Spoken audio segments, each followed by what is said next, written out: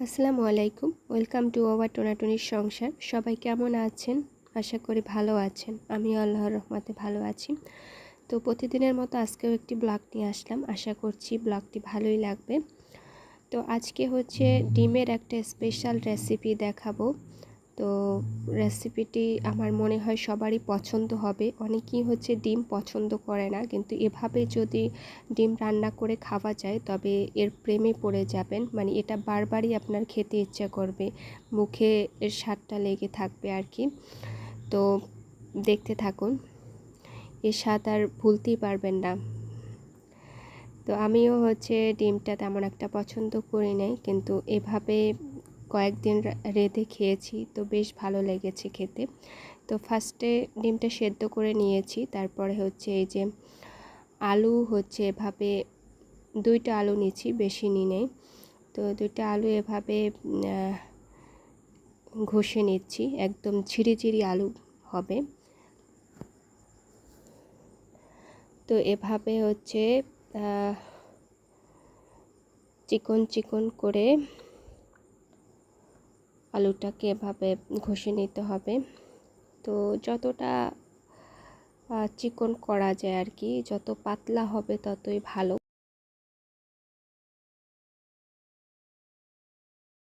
তো এই যে এখানে আমি সবটা আলু এভাবে ঘষে নিয়েছি, আর এখানে হচ্ছে এই যে ডিমগুলো খোসা ছাড়িয়ে নিচ্ছি।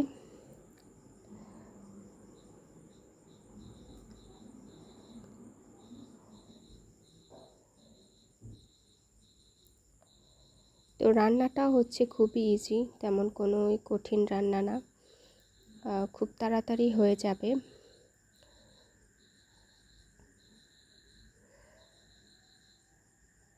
আর আমরা তো চাই সবাই যাতে তাড়াতাড়ি রান্না হোক, এরকম কিছু করার। তো ডিমের এটা দেখতে মনে হয় যেন অনেকটাই কঠিন, মানে অনেকটাই সময় লাগবে, কিন্তু একদমই সময় লাগে না এটা।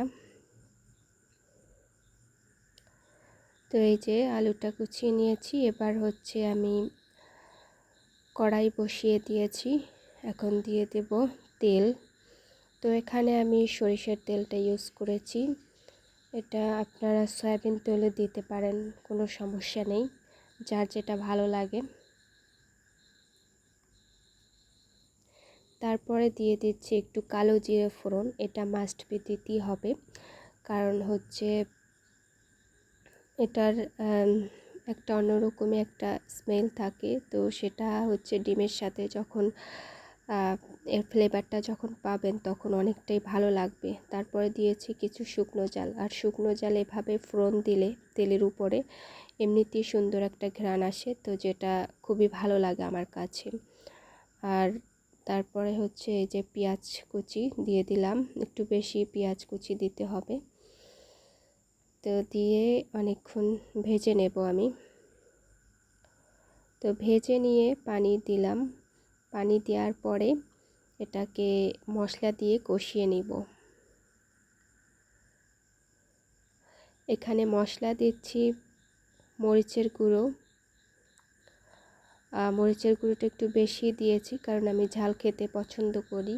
তারপরে দিলাম হলুদ, তারপরে হচ্ছে একটু ধনে গুঁড়ো।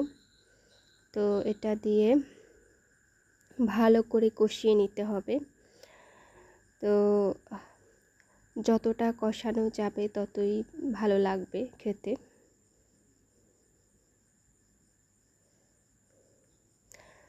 তো লবণ দিয়ে দিলাম,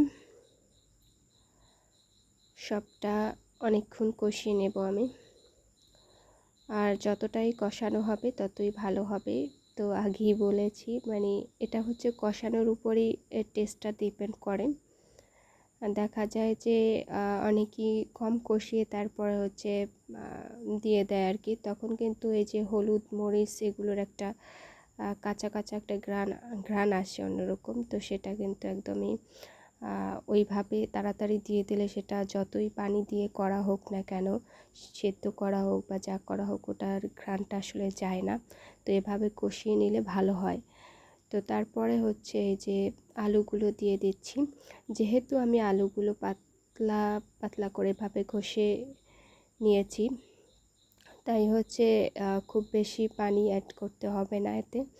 আর যে কোনো রান্নায় হচ্ছে পানিটা যতটা কম ইউজ করা যায় ততই কিন্তু টেস্ট লাগে। এই যে আমি এখানে আলুটা দিয়ে খানিকক্ষণ কষিয়ে নিব। তবে আলু যদি মোটামুটি করে কাটা হতো তবে কিন্তু আমি এতক্ষণ ধরে কষাতে পারতাম না, কারণ আলুটা কষালে কিন্তু আর সেদ্ধ হয় না পরবর্তীতে। কিন্তু এভাবে যেহেতু পাতলা করে নিয়েছি সেহেতু একটু কষানো যায়। তো তারপরে দিয়ে দিলাম এই যে ডিমগুলো। তো ডিমগুলো অনেকে তেলের উপর ভেজেও খেতে পছন্দ করে। ফার্স্টে লবণ হলুদ দিয়ে তেলের উপর ভেজে নেয়, কিন্তু আমার সেটা ভালো লাগে না। কারো যদি সেটা ভালো লাগে সেটাও করে নিতে পারেন। তো এই যে এখন আমি কষিয়ে নিয়েছি, তারপর হচ্ছে একটু পানি দিয়ে দেব, পানি দিয়ে ঢাকনা দিয়ে দেব। তো কালারটাও অনেক সুন্দর এসেছে, তো দেখি মনে হচ্ছে অনেক সুস্বাদু হবে, তাই না? তো এই যে খুবই ইজি, কোনোই কঠিন না রান্নাটা। মনে হয় যেন অনেক রান্না এতে অনেক সময় লাগবে, আসলে না, একদমই কম সময় লাগে এতে। এই যে এবারে আমি পানি দিয়ে দিচ্ছি। পানিটাও একটু অল্প, বেশি পানি দিলে ভালো লাগবে না, তো হালকা পানি দিয়ে ঢেকে রাখবো।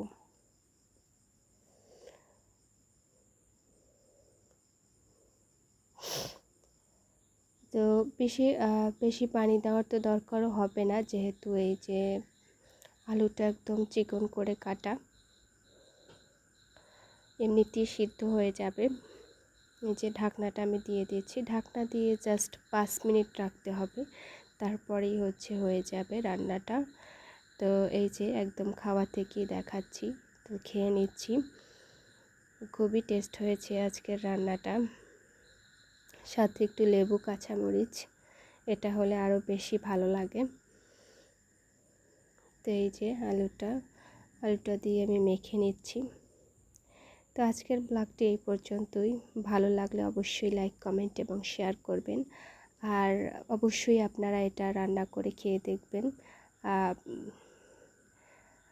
আমার কথা বিশ্বাস নাও হতে পারে, আপনারা এতে অবশ্যই খেয়ে দেখবেন কতটা টেস্টি হয়। যারা ডিম খেতে চান না তারা এভাবে খেয়ে দেখতে পারেন।